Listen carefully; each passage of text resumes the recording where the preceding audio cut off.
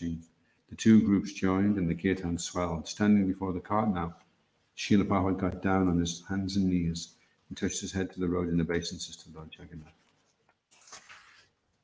What was the best yet, Prabhupada said. He especially liked the large, strong wheels ornately decorated with small, round and diamond-shaped mirrors. Mounting the cart, he took a seat beneath the deities, and for the first time in days, clouds parted and the sun shone through. Now people started pouring out of offices and stores. They lined the sidewalks and came out into the road to join the procession.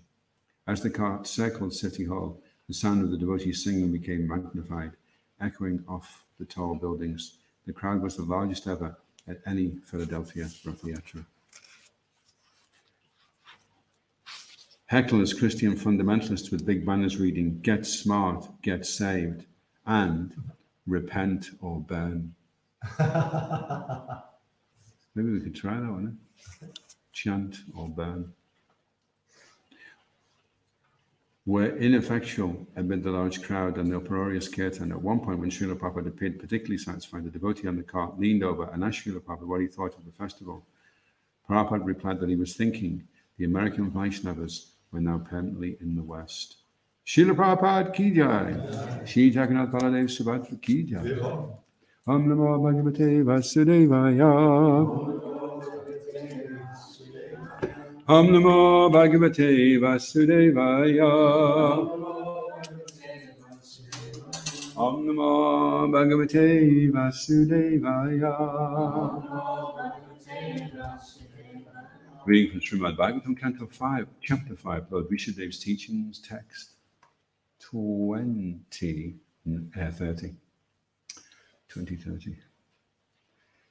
So, do you want to do this one, Javed?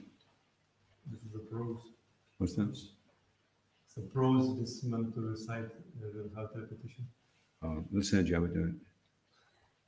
Tatra tatra pura kama kamate tabata kapita shira rajra gosha sat dirivana shramadish panupatam avini chara pasada paribhuyamano maksha makshikabir ivavana gajas tajana tadana vamehana stivana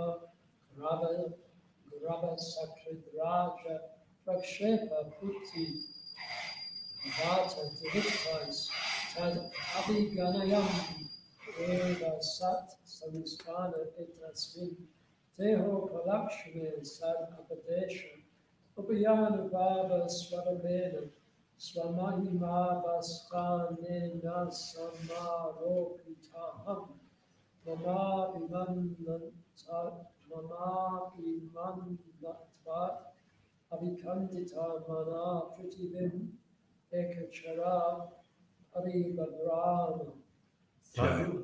Thank you.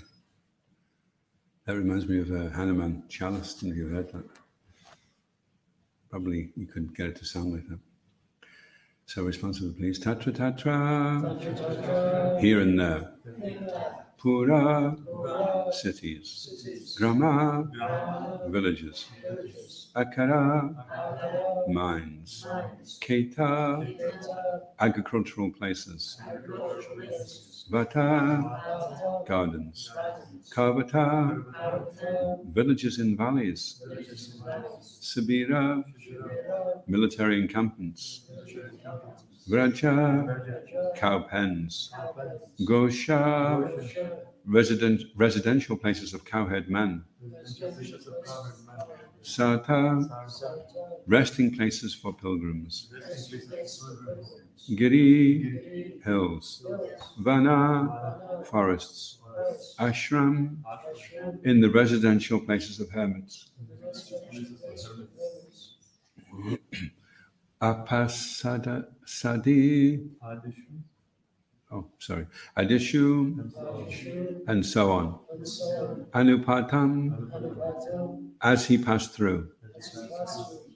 Avanichara Apasadi, by undesirable elements, wicked persons. Paribhuyamana, being surrounded. Mashikabi,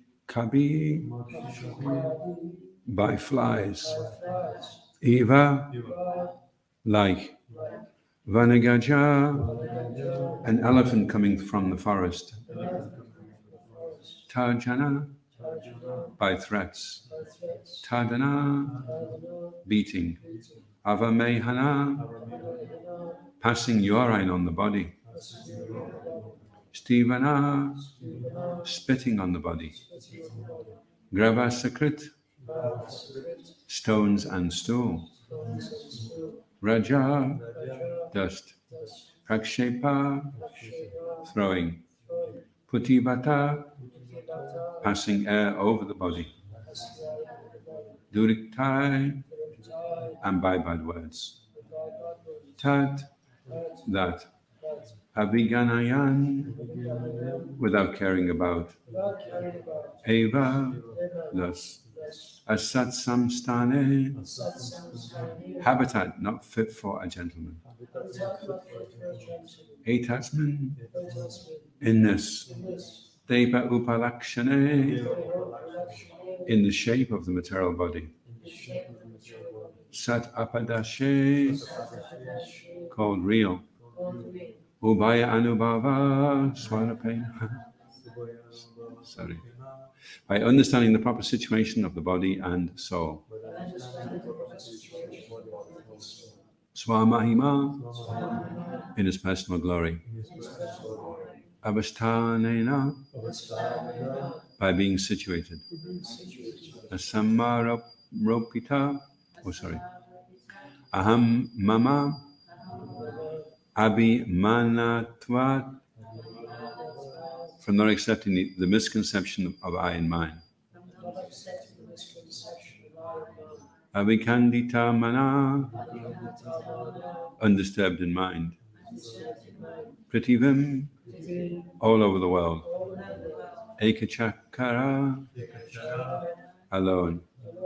Paribha Brahma, he wandered. Translation.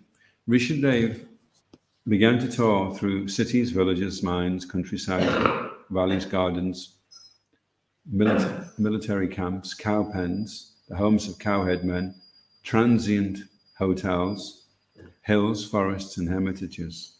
Wherever he traveled, all bad elements surrounded him, just as flies surround the body of an elephant coming from a forest.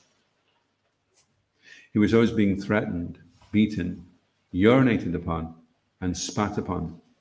Sometimes people threw stones and stool and dust at him, and sometimes people passed foul air before him. Thus people called him many bad names and gave him a great deal of trouble. But he did not care about this, for he understood that the body is simply meant for such an end.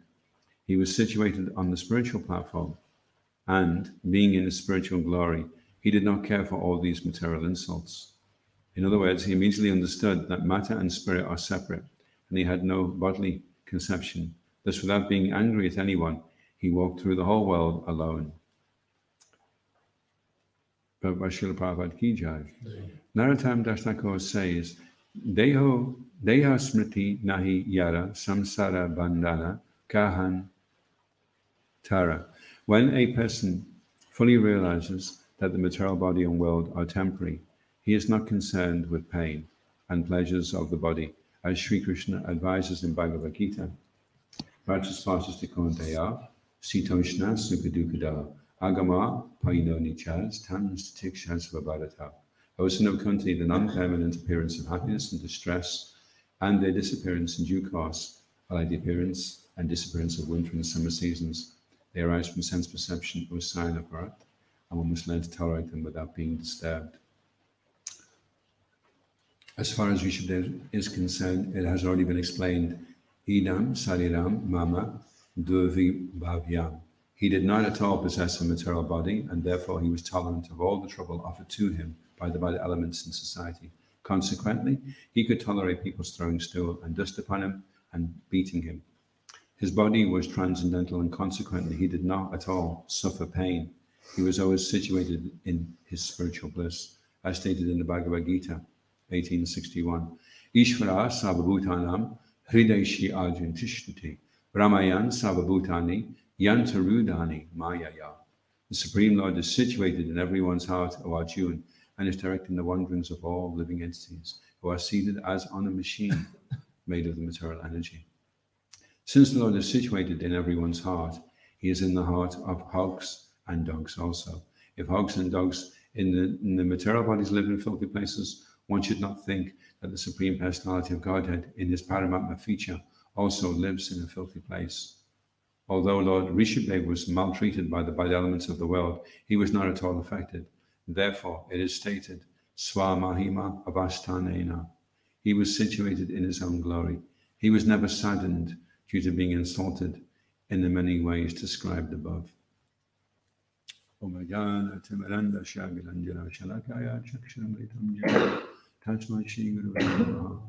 Jai Shri Krishna Chaitanya Prabhu Nityananda Shri Advaita Gadadhar Shivas Hari Gaura Bhattarinda Hare Krishna Krishna Krishna Hare Hare Rama Rama Rama Hare Hare Vanchikapatrubhischa Kripa Sindhumevacha Nidanam Bhavebhyo Vaishnavebhyo Namo Namaha. So I won't read the translation again.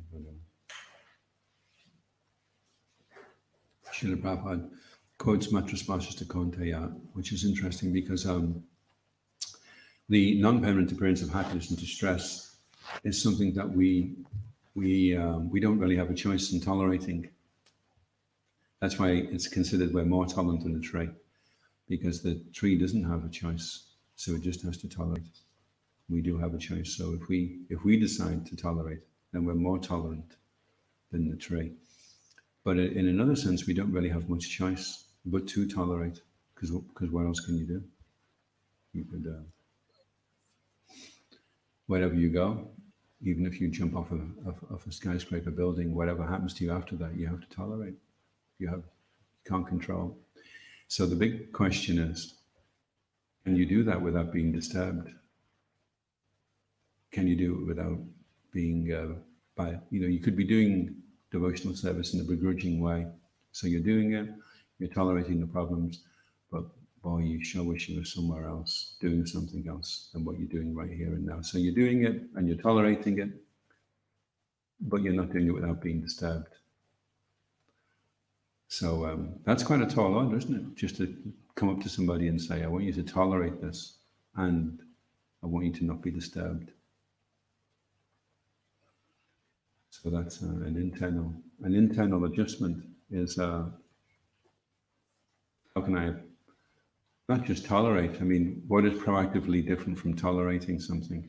If you don't want to be disturbed by something, how would you avoid being disturbed? By being able to appreciate it. If you were able to turn it right around 180 degrees, so from it being a disturbance, it becomes an opportunity for you to appreciate something. And they say that a person finds it very difficult to appreciate others if he doesn't appreciate himself. He doesn't have any appreciation for himself. And the ones that go around and they're very encouraging and are full of appreciation, they're the ones that are encouraged themselves. Very hard to be encouraging if you're not encouraged yourself, isn't it? Come on, bro. Look on the bright side. Could you imagine trying to say that and looking really miserable? Come on, bro. Cheer up. Look on the bright side. Things could be worse. Mm-hmm. Like, suppose the person could think, well, at least I'm not as bad as you. And he might be encouraged that way.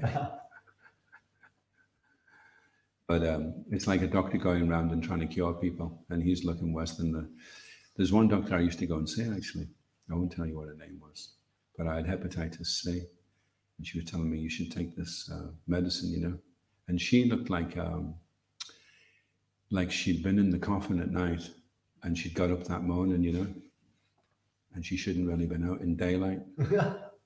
She was terrible. She had like a grey complexion, big bags under her eyes, bloodshot eyes. And she was trying to tell me what I needed to do for my health. And I was thinking, maybe you should try some yourself. Or you have.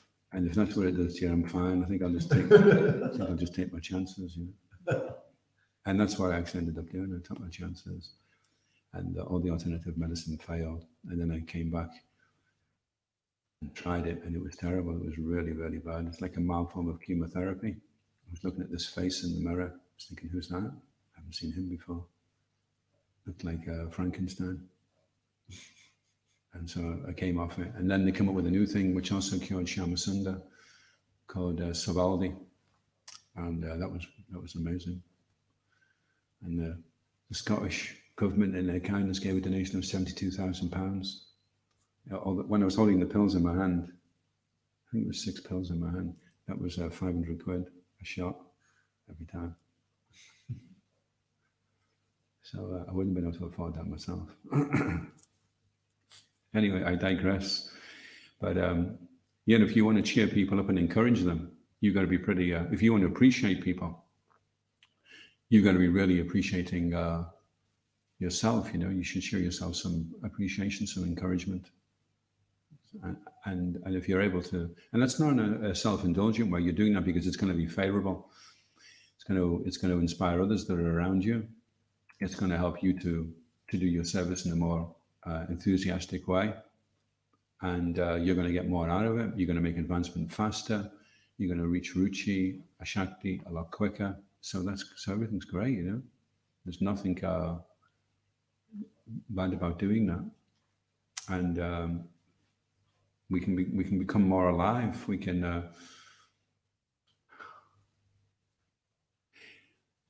it's interesting. We went to see I'll come to that a bit later. But one thing that just was occurring to me is we're trying to chant our 16 rounds nicely, and we're trying to follow the principles nicely, and we're trying to do devotional service. Maybe we're trying to learn a few verses, a few shlokas. And so we're trying the best that we can. But if you look at the disciples of Srila Bhaktisiddhanta Saraswati Thakur, practically any one of them, at least me anyway, could have run cycles around me, in terms of how much they knew, how much they were cultured in the whole philosophy, brought up in pious families in the first place, and chanting 64 rounds every day in so many ways, impeccable in their practice, of Krishna consciousness. But the one thing which we have access to in Krishna consciousness is the cooperative spirit. And because we're cooperating with Srila Prabhupada, who is an empowered Shaktivesh avatar, then the saving grace is that despite all our inabilities to practice Krishna consciousness in so many ways, we're far behind, at least personally anyway. We fall short very far from the mark. If we're prepared to cooperate with each other, then as a collective society, we can achieve so much more than being in a, you could just go and get a grass hut and decide I'm going to set up by the side of the Clyde, and I'll just chant there, and I'll just wear a pair of Calvin Klein underpants, and that'll be me. And I'll take my chances with the weather, and so you try to just chant every day 64 rounds and be really pure, and you may be putting a lot more into your sadhana than you are right now, but if you are prepared to cooperate and try and help, then as a society we can distribute so many books, we can bring so many people to Krishna consciousness. So many people can see the chakra over Lord Jagannath's head on the Rath Yatra festival, take prasadam, and in that way we have such a huge impact. Mahatma Prabhu was going down the Jalangi, and he was looking at all the little temples, and there's all these little mats, just very, very small, tiny little temple here, tiny little temple there, another one there, another one there, another one there, another one there, another one there. They've all got their little acharyas inside them, and it's a little mat, and they just run that. And then he was looking at the Mayapur Chandrodaya, massive dome, and so huge, so many nice gardens, so many things, like a enclosed city, really. Once you go in, there's everything there, your laundry, your clothes, you can get incense, you can get food, you can go to restaurants, you can watch a drama, you can hear somebody giving a talk, there's courses about dates, there's so much going on, So that's what happens if all the mats got together and they said, listen guys, why don't we just make a massive one between us and we'll just work together? Suddenly you can achieve so much more. So rather than trying to go it alone, we should be looking at how we can develop the skills of cooperation, how we can appreciate each other more, how we can appreciate ourselves more, so that we can become very encouraging and synergize. 1 and 1 equals 2, but synergistically, 1 and 1 equals 11. So you get much more out of than what you put in with synergy. So, and watching a community synergize is interesting. I remember watching a group of Jehovah's Witnesses with walkie-talkies putting a building together, and you could see the building. They built it in one day. Somebody's running around with a plank of wood. Somebody had a brick. Somebody had a bucket of cement. It was like, and then the next minute there's this big building there, you know, like little ants all running around. So that's what synergy is. You work together. You work together. You can do that. Anyway, that was just a little thing that I wanted to share that had been occurring to me. So as far as Rishabdev is concerned, it's already been explained that he did not possess a material body, and so he was able to tolerate because he didn't feel pain in the same way that we do. So that's a very, very elevated stage of Krishna consciousness, and perhaps we may think, well, I don't realistically think I'm going to achieve such a high level, but it's nice to reflect on what it must be like to be completely free of the bodily conception of life. And I was reading in Chaitanya Charitamrita this morning, which was why I was a bit late, that the pleasure of the heavenly planets is like the water contained in the hoofprint of a calf compared to the pleasure of being in the Brahman, being in a situation which is eternally blissful, being relieved of those anxieties pertaining to time and the temporary nature of the world. Even though you're living for hundreds of thousands of years, still that shadow overhangs and mars the pleasure, which is not in the Brahmanda. And then that Brahmanda is just like a drop compared to the ocean of pleasure that's experienced in devotional service. And so here we are in Les Mahego in the rain, and right before us is this amazing ocean of transcendental bliss, and we just have to step into it and experience it. So although the Lord is situated everywhere, the only time the Lord is not in your heart is when you go back to the spiritual world, but then he's also in your heart anyway, because then you're in love with him. Once you're in love with the Lord. That's why Ravan couldn't be killed. Every time Lord Ramachandra went to shoot an arrow into his heart, you could see Sita in his heart. So he had to get Ravan angry. When he became angry, Sita left his heart, and then he shot the arrow into his heart. So we want the Lord in our heart. The Lord is in our heart right now, but it's not in a direct way. Like in Om Namo Bhagavate Vasudevaya Janmandhyajayatan Vidharatarchitetsugāt Swarat, it says he's indirectly and directly. So we want directly, we don't want indirectly. So the super soul, our relationship is indirect. And when we're in love with the Lord in our heart, then the relationship is direct.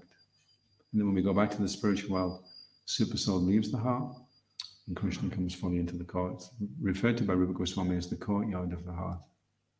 So the body, the way we see the body, we think the heart is this big lump of flesh that's pulsating, and that's the heart. That's what we call the heart. But the Paramatma is situated in the heart. If you get a heart transplant, it's not that you take the heart out and then you say to the Paramatma, oh, sorry, could you go to that one now? Sorry, we've taken that one out. Can you come over into the new one, please? Paramatma stays situated in the heart. So that heart is a courtyard. And it's not a big bulging lump of flesh pumping blood. That the heart is your core existence, where your inner, most deepest emotions and desires are residing. And that's where we want to go. That's what we want. We want to meet the Lord in our heart. We're on a journey right now. How far away are we in terms of miles? We've started the journey to meet the Lord in the heart. How many miles away are we now? How many miles have we traversed, and how many miles have we got to go? If we reflect on it like that, then we can be thinking, okay, I've got 5,000 miles to go. I've traversed 50, and I'm going at 3 miles an hour. Am I going to make it? we went to see Jackie's father yesterday. He's 73, well, we saw his body, 73 years old. I was just reflecting. So I was 58 the other week. So 15 years. Will I get there in 15 years at the speed I've been going? In the last 15 years, if I go the same speed I was going the last 15 years, will I meet the Lord in the heart by that time? And it's not a question of volume, it's a question of quality. That do I have the greed? Do I have the intensity to be able to plead? When you're chanting japa, how long are you able to maintain the intensity of pleading to meet the Lord in the heart before you start thinking about sewing a hole in your sock or something, something totally trivial and irrelevant suddenly distracts us from the most important thing in our existence, which is pleading with the Lord to meet him in the heart. Imagine, you haven't met your girlfriend for 8 years, and she's there at the airport, and you run over, oh, Lucy, it's so, a hole in my sock. Oh my goodness me. And Lucy's like, oh.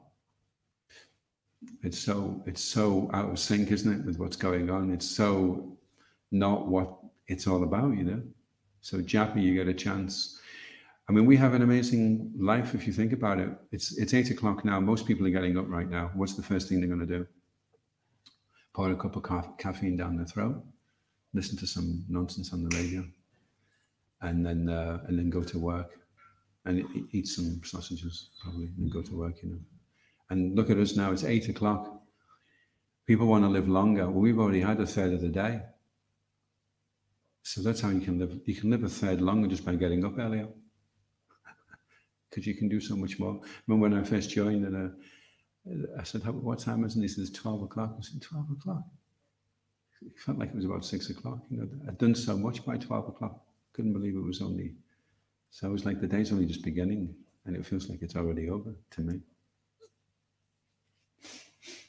So we get that amazing opulence that most people don't have, is that we have me time from when we rise till we start doing service. We have me time. It's just us with the Lord, praying to the Lord, begging the Lord, meditating on philosophy, how we can implement the philosophy. All this is going on. How many people have me time? And when they do get me time, when they get a couple of weeks off, then what do they usually do? They're usually so shattered from the work that they've been doing. They're just lying in a semi-stupefied state for 2 weeks. And then they go back to work. Highest rate of heart attacks is people moving house and people coming back to work after going on holiday. It's such you build up a tolerance, You pick up the parcel, you press the pedal, you push the lever, pick up the parcel, you press the button, you push the... So once you've been doing it, but then 2 weeks of just lying there in Blackpool staring at the sky, and then suddenly pick up the parcel, it's just too much fun, so they have a heart attack. Because it's actually so bad, They're better off just keep them going. And then you just keep going and keep going and keep going and keep going and keep going. And you get to 66 and a half now, because they worked out most people die when they're 66 and a half. So that's when you retire. And there's a box you set at the end of the production line. Push up the lever, pick up the and then he's in the box. And next one.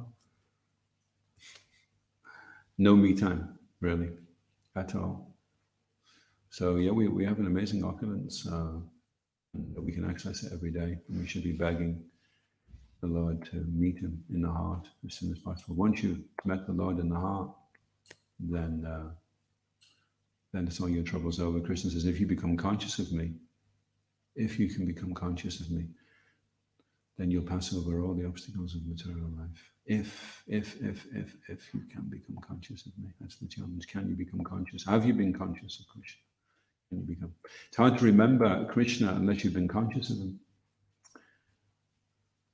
How can you remember something that you haven't directly experienced? I mean, you can remember the Lord in his deity form, you can remember the pastimes of the Lord, but you can imagine what it must be like if you've been, reading about, I don't know, Angelina Jolie, and you've been watching her films, and you remember her, but then you get to meet her.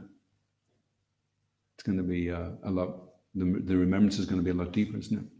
It's going to be a lot more powerful. if you can meet the Lord in the heart, it'll be a lot easier to remember him.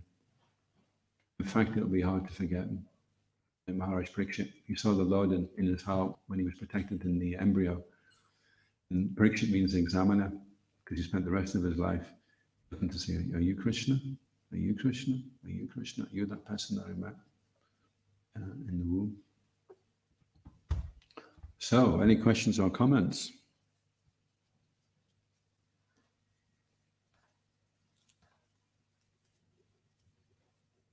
Yes, this verse, to tolerate the happiness and distress without being disturbed.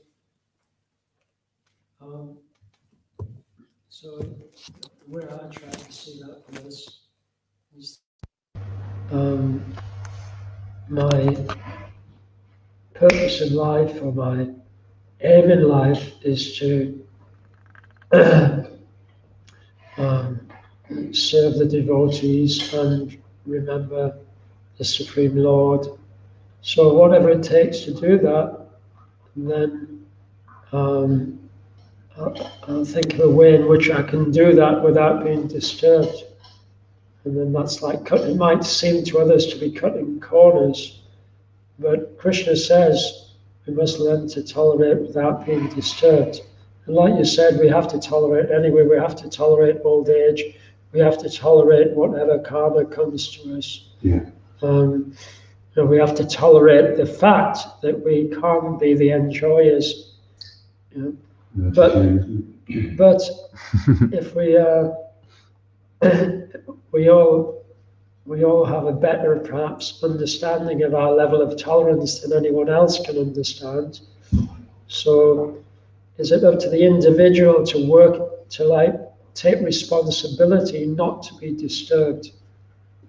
Okay, so I understood your question. Did everyone get that question? So Javarashma was asking if we have to tolerate anyway, then we have to try and find a way of not being disturbed. And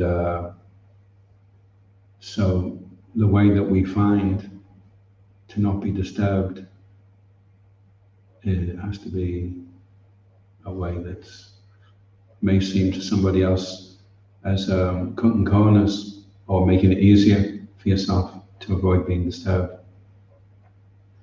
If I understood correctly. So the Srila Prabhupada said we shouldn't try and make it more austere than it already is. We don't want to undergo unnecessary austerity, and whatever austerity that we are undergoing, the association of the devotees helps us to see that it's maybe not as bad as the mind is making out that it is. Like Sankirtan can be quite a disturbing thing, it's approaching strangers and asking them for money. When I first said I had to do that, I was petrified. I thought, well, probably they'll beat me up if I ask them. So I was really scared to do it. Would you like to give it an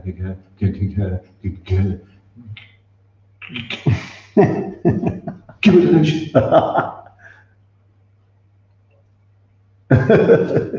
Oh, you would?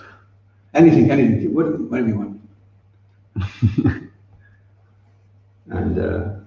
And it took me a while to get the confidence that it was okay to do that. And it was only in the association of devotees that were already doing it. And were completely blasé. They were just, was nothing to them, And I was thinking, wow, they must have been like me at one time, so I can be like them in the future. So more advanced devotees have gotten out of the maze, and they can show you how to do what seems impossible. Because it's generally our conception of what we think it's going to be that causes us the fear, you see. We have a premeditated or a paradigm of something, and then we're helping to get retuned in to realize, well, that's actually not so bad. It's like the idea of following the four regular principles. I didn't think it was, when I first came along, I was there for 2 weeks, and after 2 weeks I realized I hadn't broken any of the principles. And I was thinking, that's amazing. I didn't think it was possible to do that, And then I found out that some of the devotees had also done the same things as me. because I thought that it was only possible to maybe do that if you hadn't had a taste for breaking that. Really. But I found some of them had done some far out things, and now there they were in devotional service. And I think that that's our duty actually as preachers of Krishna consciousness, is to show people it's actually not so difficult to do this. It's actually quite nice. It's actually embracing fresh as morning dew, isn't it? Referred to Srila Prabhupada. You've shown how it's bracing and full of morning dew. You've shown actually that this is actually coming alive. This is the real life. People are deadened by sense gratification. And it's interesting also, Shiv Ramaj was saying that envy is the most difficult quality to deal with. And the way to get rid of envy is to get free from sense gratification. Because if you're envying somebody else gratifying their senses better than you, if you're not interested anymore in sense gratification, then there's nothing to be envious of. In fact, you actually feel sorry for them. It's like watching a kid playing with a toy, and you're thinking, he's such a fool, he's absorbed in this toy, and it's such a childish thing. When is he going to grow up and see that? It's only because of his childish mentality that he's finding some kind of gratification out of this material process. Then he has to identify with the body, a perishable body. There was a guy I met in Buchanan Street, and like when you can just see somebody's good, and you just go through the crowd, you get that vision. And I could see this guy, he was glowing, I went over, and sure enough, he was looking for a Bhagavad Gita, and he told me he'd made a lot of money, and he was now 50, and he had no time left, and a lot of money, and he realized it wasn't worth it. He just assumed that if he was a millionaire by the time he was 50, he'd be fine, but he wasn't, because he realized it wasn't what he wanted. He just assumed it was. So by that time, he was running out of time now. Maybe he had 20 years left to live, and a load of money, and a load of time wasted. He didn't really know what the goal of life was, So, so then we can try and encourage people. Like that story by Guru Shakti, and she stopped him out. His 18-and-a-half-year-old son had been playing music, and he'd won all kinds of prizes. He was a very talented boy. But because he didn't feel he could keep up with the other people that were also playing music, he committed suicide. And so the father realized that the life that he was leading with the values that he had wasn't going to be big enough, deep enough to accommodate him now, to be able to push on with his own life. He needed to understand what is going on here, And so he was really keen to take, I think he took actually 3 books off it. And he wanted to rekindle some faith that he'd had, that there was some meaning to things. Because it must be a crushing weight upon your shoulders to feel like your existence is meaningless. It must be very, very painful to exist in a very shallow, superficial. It's compared, the shallow pool is compared to fish in a mountain, and the pools are getting shallower as the days go by, and they're just trying to say, well, never mind, anyway, there's still plenty to swim around in. But it's an inch down from yesterday, and there's only 3 inches left. We're not going to be here in a week from now. Well, anyway, so it becomes less and less of a shelter. So the shelter is quite shallow, and as people around you start dying, it gets shallower and shallower, and you start thinking, it's going to happen to me as well. And I don't even know where I'm going, what it's all about. I need to check this out. I need to look into this. So that is the biggest austerity, actually, of all the things that we have to tolerate. If we reflect back on how we used to live our lives, probably the most difficult thing to tolerate is trying to live a life with no meaning, when nothing makes any sense and nothing is of any value, and then it's just going to be void after this. I mean, my worst fear myself, and when I was a kid, I was thinking, I don't even mind if there's hell after this, just as long as I can continue to exist. I was petrified of the thought of not being able to exist any longer. That really, really scared me, not existing anymore. At least if you can keep existing, then maybe in the future you can get things together and it'll be okay. But there's no hope. If you don't exist, there's nothing. That's everything finished. Switch the program off. The end. And in one sense, you never did exist. If you no longer exist, then you leave no mark. on what's going on around you. So it's just as well as non-existent in one sense. If you don't exist after this, then you never really did exist. So that's quite an austere way of life to lead, actually. And so we have so much light, so much knowledge, so much meaning, so much purpose to our existence. And that compensates for all the austerities.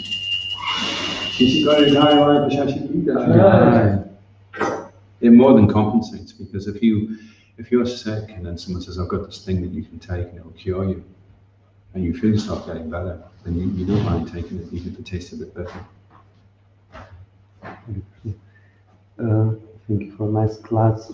You were saying in the beginning about importance of being encouraged and also encourage others, and then if you do that, you get that reciprocation and you'll be inspired yourself. So I was wondering, actually it's one challenge that is difficult to tolerate, as this is also the topic, is if you try to help someone again and again and again and again, and they kind of don't reciprocate, the things kind of remain as they are, or it seems that the improvement is so slow. Yeah. My tendency is to become like angry, and I find it one of the most difficult things to tolerate, because you give your heart, to someone to help, and this is gonna work, because you have experience overcoming the problem, and you no matter how much time you speak, person says, yeah, great idea, and then nothing. So I find it one of the most difficult things to tolerate. I don't know if you have any advice on that. Did everyone get that? So what it is, we're talking about how to tolerate things. And in one sense, because we have so much now in Krishna consciousness, then we can put up with a lot, actually, because we're getting so much more back, and that's fine. But of all the austerity, as Prabhupada says, you'll surely cooperate, you'll love by how you cooperate. So of all the things that Srila Prabhupada, so the most significant would be, can you develop this skill of being able to navigate your way through the myriad of multiple living entities with all kinds of conditionings which are different from yours, and still see the way to do things and of all the things that are the most austere, Raghunath is saying, perhaps he finds, if not others also, that the most austere thing is trying to get somebody else to change, to take some encouragement or some guidance, and for the person to continually and consistently and adamantly and stubbornly to continue ignoring and carry on in their own way. So there's a forgiveness course, and we're hopefully going to start it quite soon, and this subject comes up. So one of the first things with forgiveness course, don't try and change things that you can't change. There's a cycle of influence, and there's a cycle of concern. So there was this boss, and he was really, really horrible. Actually, he used to just tell people, you do this, you do that, you do that, go and do that. But what about this? Never mind that, I told you to do this. And they were all saying in the corridors, Glenn was telling me it's called the water cooler conversation. And they all get around the water cooler and they were saying, I can't stand him. And he's only 55, and I heard he's going to go till he's 70. And they were saying, oh, he goes for early retirement. And they were saying, no, he's not. I found out he's going to be here for another 15 years. Oh my God! Oh, and he comes, and we were all like, And one of them decided he wasn't going to do that. He refused. This is in the seven habits of highly effective people. So he said, no, I'm not going to do that. I'm going to. What is it? One of the things that really drives the boss mad is his bin not being empty. I'm going to empty his bin every day. Another thing that drives the boss is his parking space has been. Okay, I'm going to make sure that the parking space is always ready for him. Another thing that really. Okay, I'm going to make sure. And he started doing stuff. And then they had a meeting, and the boss was there, and he says, you do this. And I said, you do that, and you're always waste of space, you get that done, and you didn't do this, and then he turned to the guy who'd been emptying the bins and doing all the things, and then he said to him, what's your opinion? So what he was showing was, if you want to increase your circle of influence, then you have to work within. If your circle of concern is out with your circle of influence, you're going to be dissatisfied. So only be concerned with if you can't change somebody, then it's not your concern. It's not something that you have to worry about. It's his problem, not yours. So you just work within what you can, and then you think, well, within my circle of influence, what can I do that will change? If you change, if you think I've been doing this now for 5 years, and it's the same every time, same every time, same every time, and I keep doing it, and I keep saying it, and I keep doing it, and I keep saying it, and it's the same, and he's not going to change, he's not changing, he's not going to change, she's not going to change, she's not changing. Okay. Maybe I should change. Maybe I should, give her a box of chocolates and a flower, or him, and say, that was a fantastic japa period this morning. I was watching it. It was amazing. I thought your feedback was going to go on fire. And the person's like, really? You like me? You think I'm okay? And you want me to empty the bin? I'll empty the bin. I'm going to empty the bin now. So if it's not working and the person's not changing, then the only other person who can change is yourself. And if you change, then everybody else changes automatically. When you get squeezed, what comes out? When Jesus Christ got squeezed, what came out? Love and compassion. When we get squeezed, what comes out? Self-righteousness, indignation, judgment. Is this what comes out when we get squeezed? If that's what comes out when we get squeezed, then the person is doing us a big favor, because he's showing us what's inside by squeezing us. He's showing us what's inside, so that's great. So we can think, that's not very nice. I shouldn't be like that. I should have love and compassion. It's not even a decision. Jesus didn't think, should I curse all these guys to go to hell? It was just what came out of it.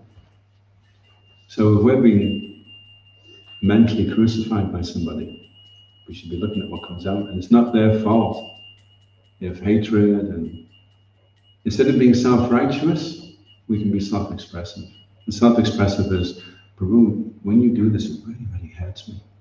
You know, when you slam the door, you're not shouting at them, you're not calling him any names, you're just letting him know that he's hurting you by doing this. So you're making yourself vulnerable by doing that, you see. See, they say healthy anger is, will you stop slamming the door? And unhealthy anger is, will you stop slamming the door, or else something's going to happen. And it's going to be worse than slamming the door. So don't slam the door. So then the person doesn't slam the door, but it's not the same as if you just say, ouch, don't slam the door, and then he can say, oops, sorry for slamming the door. Ouch and oops. So when someone is doing something and it's hurting you, just go and say, ouch. And then it's up to him to say, oops. So maybe both sides have to work on the ouch and the oops, you know.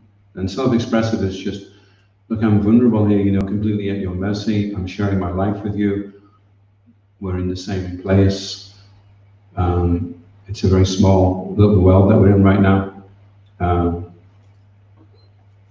It reminds me, actually, what's going on right now reminds me, I don't know if anyone ever saw this, Scottish Gas did an advert, and the advert is this guy on a planet, and it's a little just a small thing, and he's on the top of the planet in his house, you know, and he comes out, and the gas guy comes around the other side, and sorts him out, and it goes off like that, you know. So in one sense, we are in a little world here, it's a small world, even more so now, which is totally like Planet Kunabar, you know, that's it. So under this dome, it's like the Ben, what's it called, that show? He's in this little Ben Truman show. So, and another film which is very similar as well is Groundhog Day. He kept getting it wrong, and then one day he got it right, and everything changed. And every time he woke up, it'd say, welcome, today it's Groundhog Day. And then he'd realize he hadn't got it right, and he got up the next day, welcome, today it's Groundhog Day. Then he realized it was going to be the same thing. And it was going on for thousands of years. He knew everyone in the town. And then one day he got it right, he was really nice to everybody, and the next day he got up, and it didn't say it's Groundhog Day, you know. So just do something different. Go up and give the person a hug and say, here's a bunch of flowers and a pair of socks, and I think you're fantastic, by the way. And suddenly, everything changes. and we can do that. It's up to us how we apply. See, we have freedom of choice, but what we want is freedom from choice. Because if it's freedom from choice, then we don't have to take the blame. But because we have freedom of choice, we have to take the blame. When things go wrong, whatever happens, we're all the time having to take. That's what personal accountability is. That it's our fault. We were the first to say, no, it's my fault. I should have been nicer to him. I should have done this. I should have been more considerate. I should have. That's freedom of choice. Freedom from choices.